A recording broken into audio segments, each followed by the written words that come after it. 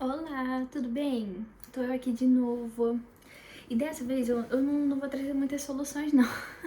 Eu sempre falo, não, eu sempre trago soluções. Hoje não vai ter muita solução.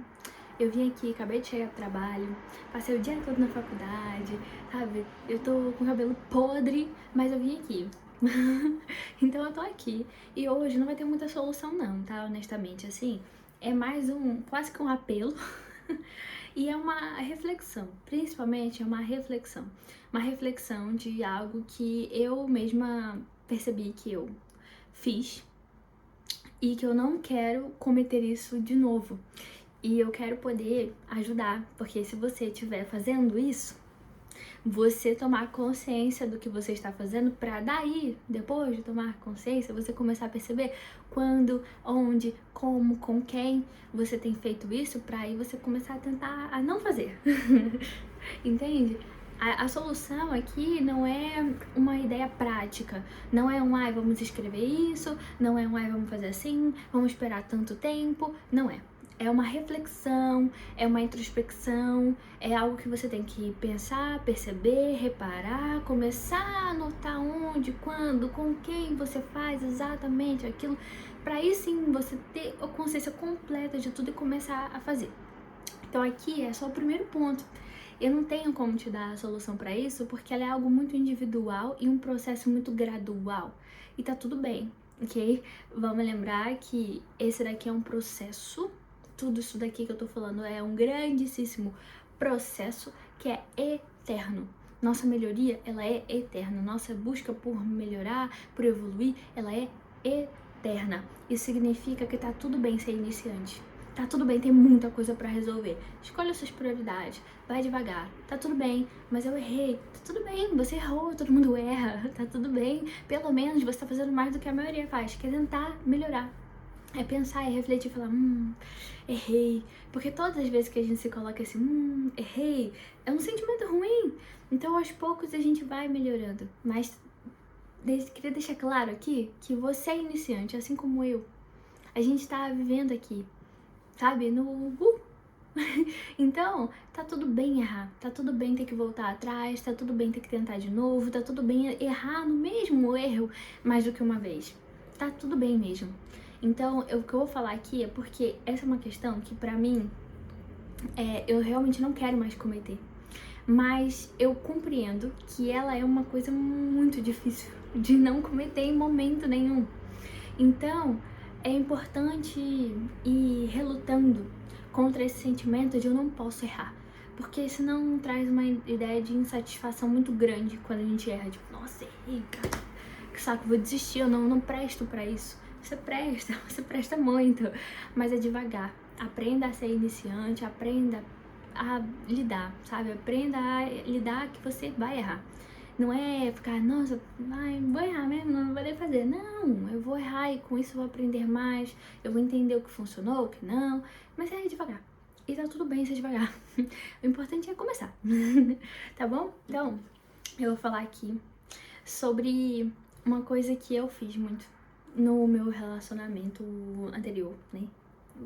O relacionamento que eu tive, não tem outro, mas tá bom. Enfim. E o meu relacionamento, tipo assim, eu sou uma pessoa que eu tenho uma fé. Eu tenho uma fé cristã. E a pessoa que eu tava é uma pessoa ateia. E tá tudo bem. Isso não é problema nenhum, isso nunca foi um problema. A questão é que eu sabia em algumas coisas que a pessoa falava, não comigo necessariamente, comigo até também, mas discussões mais filosóficas ou coisa assim, né? Mas principalmente com outras pessoas, o quanto essa pessoa não gostava da fé, entendeu? O quanto essa pessoa achava ridículo, ridicularizava de certa maneira, mas ela sempre respeitou comigo, entende? Sempre foi algo de muito respeito. Chegou aí comigo até, sabe? Sempre foi muito respeito nesse sentido. Só que eu sabia a forma como aquela pessoa não gostava daquilo.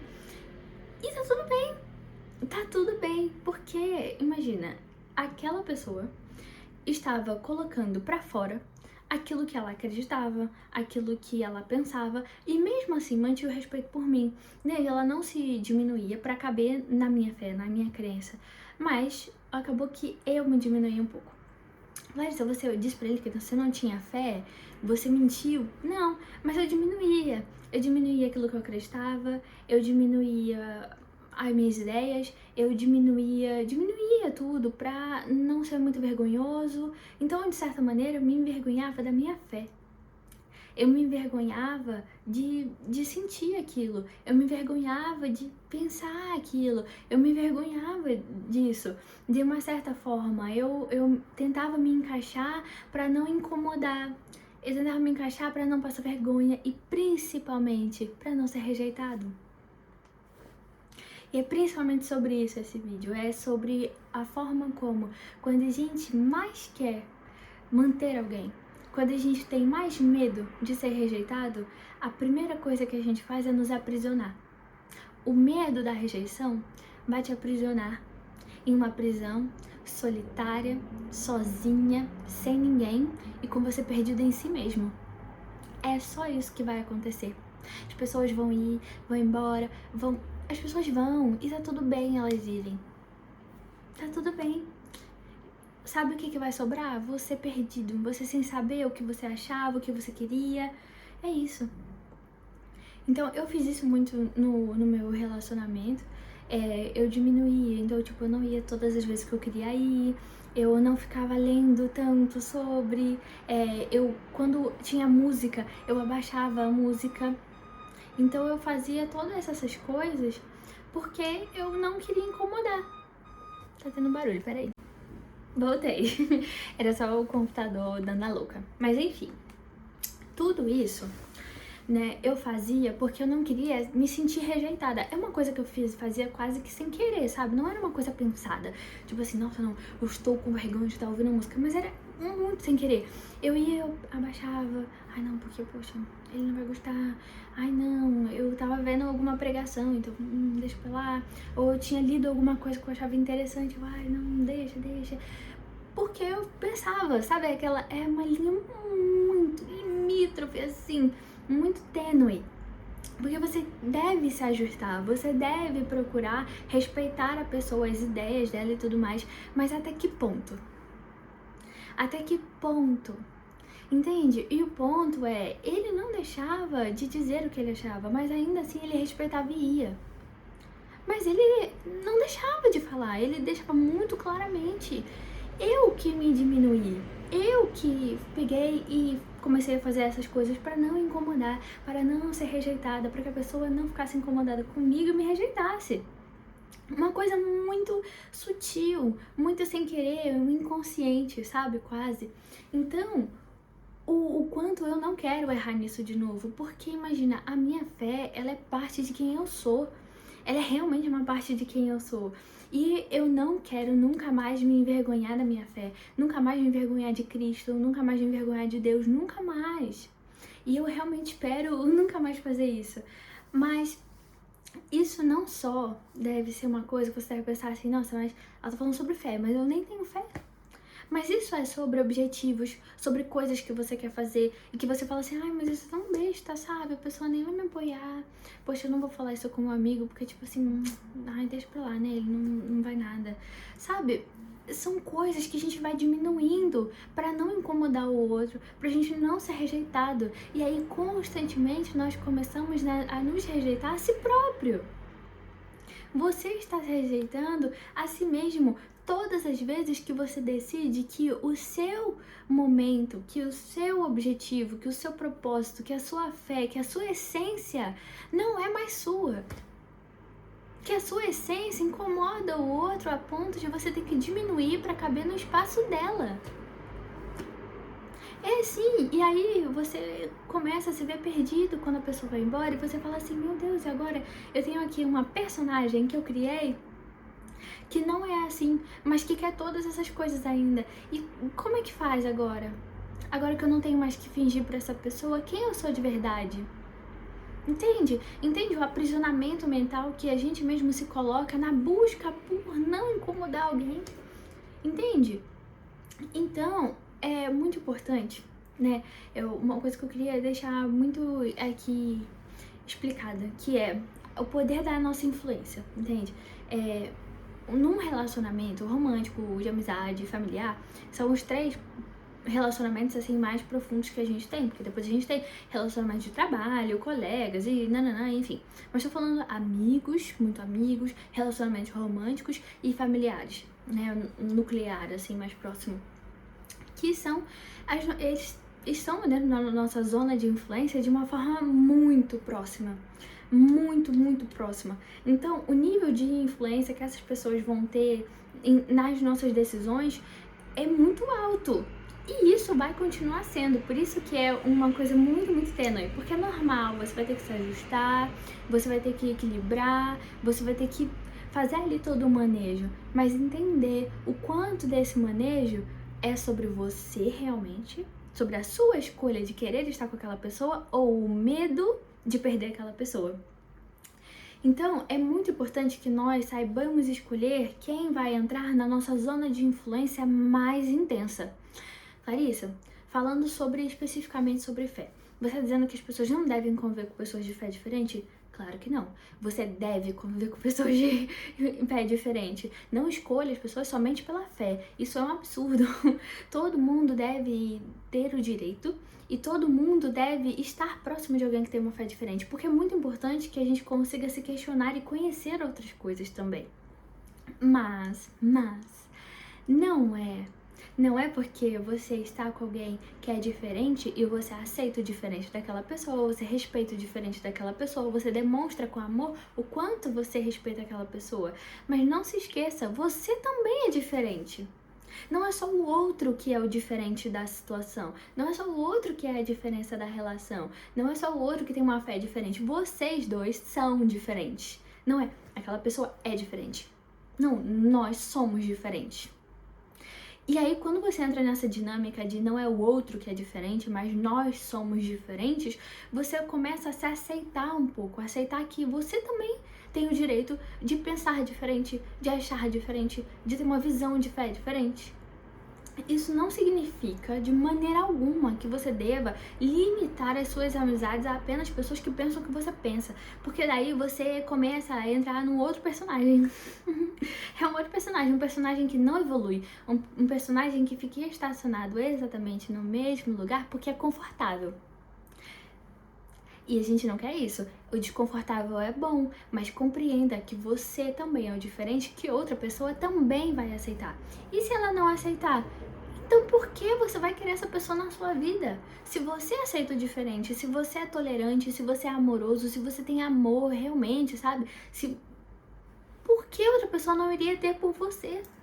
A menos que você diga umas coisas assim muito loucas, tipo assim, que desrespeita os direitos humanos das pessoas. Tirando isso, não tem motivo pelo qual as pessoas não estarem próximas de você só porque você é diferente? Então você tem que ser o quê? Igual. Então eu tenho que me igualar. Eu tenho que ser uma tela em branco que qualquer um pode pintar? Não. Então a partir do momento que eu compreendo que o outro é diferente e eu também, que nós somos contrastantes um com o outro, isso pode ser muito construtivo. Porque eu posso, a partir desse momento, florescer na minha essência. Não deixar que o meu espaço seja esquecido. Que quando a gente tenta ignorar o nosso próprio espaço, o espaço que eu ocupo, para poder diminuir ele, para poder caber no espaço de outra pessoa, eu perco a minha essência. E aí o que acontece é que a gente começa a entrar nesse jogo de perder a nossa identidade, da nossa identidade ficar muito atrelada àquela pessoa ou às pessoas. Imagina, há muitos casos, isso acontecia muito mais comigo na adolescência do que hoje em dia, mas que eu era uma pessoa muito diferente com cada pessoa. É normal que você vai ser um pouquinho diferente, mais animado, mais tranquilo, mas não sei o que, dependendo da situação da pessoa, é normal. Mas assim, imagina você ter ideias muito diferentes. E aí, se você juntar uma pessoa de um grupo e outra do outro, ela vai falar: quem é essa pessoa? Entende? Então, é importante que você tenha consciência da sua essência, da sua base. A sua base não deve mudar por causa de outra pessoa. O seu espaço é seu espaço e o outro tem o espaço dele. E vocês podem crescer em espaço junto, uma autoexpansão. E não eu me aprisionar nas ideias mentais que eu criei na minha cabeça para não perder esse espaço que essa pessoa está ocupando aqui em mim. Entende? E aí eu queria trazer, porque eu comecei a refletir isso porque eu tava lendo, né? Desde que eu terminei e tudo mais, né? Eu tenho me aprofundado na minha fé. E aí eu comecei a reparar no por que eu tava fazendo isso também, né? Tipo assim, nossa, eu comecei a fazer isso e depois, por quê?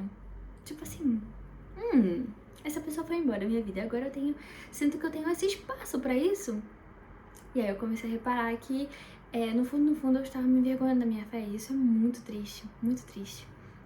Mas eu tava lendo e eu li uma passagem assim, e eu não tô aqui pra você pegar a ideia cristã da coisa, mas é a ideia mesmo em si. Que guarda-me, Senhor, como a menina dos teus olhos. E parece uma coisa, tipo assim, mocinha, princesa. Mas não é, né? A menina, no contexto teológico, né, da história, menina é o reflexo que dá pra se ver na pupila. Basicamente é isso. E aí você entende que o olho, né, é uma coisa muito sensível, uma coisa que você quer proteger, porque é muito sensível, uma areiazinha, um negocinho, assim fica todo... Entende? É uma coisa muito sensível, ou seja, é importante, é uma coisa preciosa, é uma coisa que você guarda, entende? Então, quando eu li aquilo, eu não tô aqui pra falar de uma questão de pureza ou coisa assim, não é sobre isso. Mas é pureza no sentido da sua essência, puramente quem você é. Porque assim, primeiramente para as pessoas que não acreditam em nada, o pensamento é mais simples ainda, né? Que se tudo vai acabar mesmo, você vai realmente ficar perdendo tempo para caber no espaço de outra pessoa, que também vai acabar? É tão temporário, mas tão temporário, que realmente vale a pena viver em torno do não incômodo, da não rejeição de outra pessoa? Pra mim, o argumento é mais simples ainda. Agora, pra quem tem alguma fé, pra pessoas, sei lá, acreditam em reencarnação, ou em algum tipo de vida pós-morte, ou em algum tipo de propósito de fé, whatever, ou algum ser, não é? Cara, me diz, você tem como se esconder? Se esconder do universo, da energia? Você tem como se esconder de Deus? Você tem como? Não tem. Não importa o quanto você tente se comportar como aquela pessoa que agrada os outros, como aquela pessoa que não acredita no que diz que acredita, como aquela pessoa que não tem os sonhos que na verdade tem. Não importa, a sua essência tá ali, mesmo que você não a utilize no seu dia a dia, não a respeite no seu dia a dia, mesmo que você mesmo a rejeite primeiramente, não tem como esconder. Você tá aí, não há como se esconder do universo, do que você acreditar que criou o universo, dos seus guias, não tem como esconder, entende? Eu vou usar aqui Deus porque é a minha fé, tá bem? Mas assim, dentro de qualquer fé, certamente não tem como se esconder. É muito profundo, sabe? Deus e energia, vida, whatever, te vendo profundo, no seu secreto. Então, assim, não adianta se esconder. Então, imagina, se Deus, ele fala sobre guardar como a menina dos olhos, ou seja, como aquilo que é precioso, como aquilo que é importante. Ele não quer te ver, ele quer te enxergar. E ele quer te guardar da forma como você realmente é. Ele quer guardar a sua essência. Entende? Não é uma busca por guardar uma versão sua condicionada. Não é sobre isso. Não é sobre você pensar a coisa certa, fazer do jeito certo, ser da forma certa, mas é sobre ser. Entende? Não tenta se esconder. Não deixa de ser amado pelo universo, pela vida, por Deus, só porque você tem medo de ser o que você realmente é. Porque ele já sabe. Ele já sabe. Ele te vê por dentro. Ele vê os seus pensamentos, o seu inconsciente, o seu subconsciente, a sua energia, tudo. Os seus medos, suas inseguranças, tudo isso ele vê. Então, não há como se esconder. Não há como se esconder. Simplesmente não tem como, sabe? Não dá. Então, É compreender que se eu mesma não consigo me amar, se eu mesma não consigo olhar para mim com respeito, olhar para o meu espaço e não ficar diminuindo ele para qualquer outra pessoa caber ali dentro, ou para eu caber dentro do espaço de outra pessoa, então como é que eu vou acreditar que o Criador de todo o universo, de coisas incríveis, magníficas, maravilhosas, me ama só por quem eu sou? Errada do jeito que eu sou, estranha do jeito que eu sou, com pensamentos ruins do jeito que eu sou. Gente, todo mundo tem pensamentos ruins. Todo mundo tem. Então, assim, não se esconda. Mesmo com vergonha, mesmo com medo, sabe? Lute pela sua fé, lute pelos seus propósitos, lute pelos seus objetivos, lute pelos seus sonhos. Não importa o quantas pessoas podem, na sua própria cabeça, te rejeitar por causa disso. Dizer, sei lá, vai gravar vídeo. Ai, tá gravando vídeo, nossa, que besteira. Ou sei lá, você tá saindo com um cara e ele fala, tipo, nossa, eu não gosto quando as meninas postam muita foto. E você fala, nossa, mas eu amo postar foto. Então posta. Então posta. Simples. Entende? Por mais difícil que seja, a rejeição, ela começa primeiro por você. A partir do momento que você tá sempre rejeitando quem você é.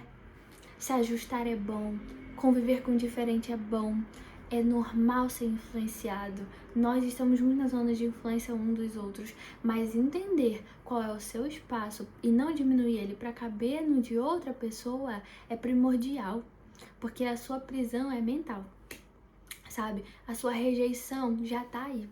Primeira pessoa que rejeitou você e que continua rejeitando todas as vezes é você. E no fim, de verdade mesmo, todo mundo já passou por essa situação. E assim, no fim, a pessoa não foi embora? Adiantou? Você só se viu perdido. Só sem saber quem você era. Então assim, não tenha medo da sua fé. Não tenha medo dos seus sonhos, não tenha medo de parecer bobo, não tenha medo de parecer sonhador demais. Pensar, tá pensando alto demais, isso é loucura. Não importa. Eu quero viajar pra outro país. Mas você não tem dinheiro. Mas você nem tem não sei o que, mas é o seu sonho, cara. Viva, faça isso, dá um jeito, sabe? Não deu, tudo bem. Pelo menos você viveu. Pelo menos você tentou. Pelo menos você não abriu mão disso por causa de outra pessoa.